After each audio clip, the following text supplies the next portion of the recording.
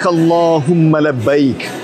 Alhamdulillah, semalam kita telah bicara tentang era kanak-kanak Nabi. Hari ini kita akan masuk berbicara tentang zaman awal dewasa Nabi. Saya berada di kawasan Mataf, iaitu tempat umat Islam menunaikan ibadah tawaf, dan mengingatkan tentang satu peristiwa yang berlaku pada umur 35 Rasulullah SAW berkaitan dengan batu Hajarul Aswad.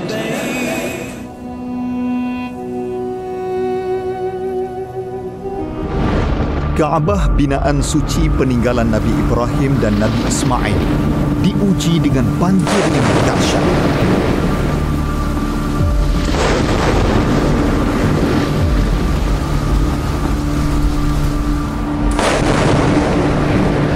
Penduduk Quraisy bertelaga hampir menumpahkan darah.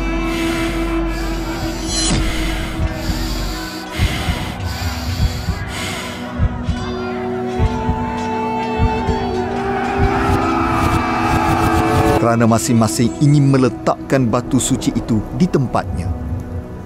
Biar kabilah kami yang meletakkannya. Kabilah kami lebih mulia. Sesiapa yang berani memegang batu ini, kami penggal kepalanya.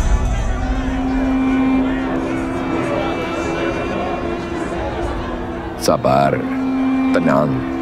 Beginilah, sesiapa yang pertama muncul di Masjidil Haram, maka kita lantik dia menjadi hakim.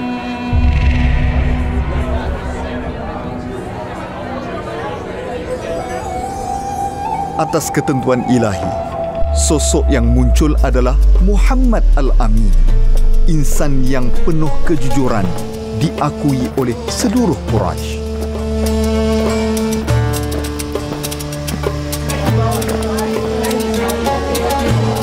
Dengan kebijaksanaan baginda, sehelai kain dibentangkan. Setiap ketua kabilah memegang hujungnya, lalu bersama-sama mengangkat batu suci itu. Nabi SAW sendiri dengan tangan yang penuh keberkatan meletakkan Hajarul Aswad ke tempat asalnya.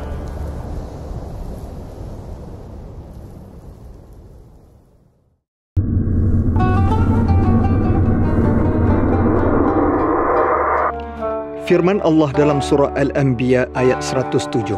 Bismillahirrahmanirrahim. وَمَا أَرْسَلْنَاكَ إِلَّا رَحْمَةً لِلْعَالَمِينَ صدق الله العظيم.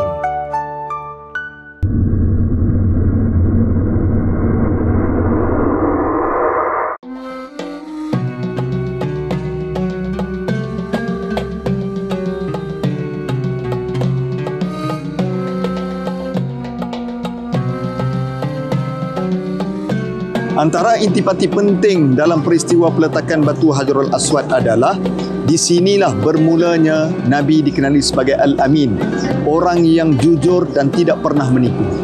Apa yang boleh kita belajar adalah sifat ini telah menaikkan reputasi Muhammad bin Abdullah dan menyebabkan orang kafir musyrikin boleh menerima akhlak Nabi yang begitu indah, iaitu akhlak yang jujur, amanah dan tidak pernah berbohong.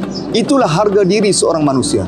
Kita, apabila kita tidak pernah berbohong, kita akan mudah dipercayai. Apa saja yang kita kata dan kita buat, orang memberi amanah kepada kita kerana kita jujur, tidak bercakap bohong dan begitu amanah atas apa yang kita lakukan. Oleh sebab itu, para penonton sekalian, marilah kita mencontohi akhlak Nabi, kerana Nabi adalah suri tauladan terbaik.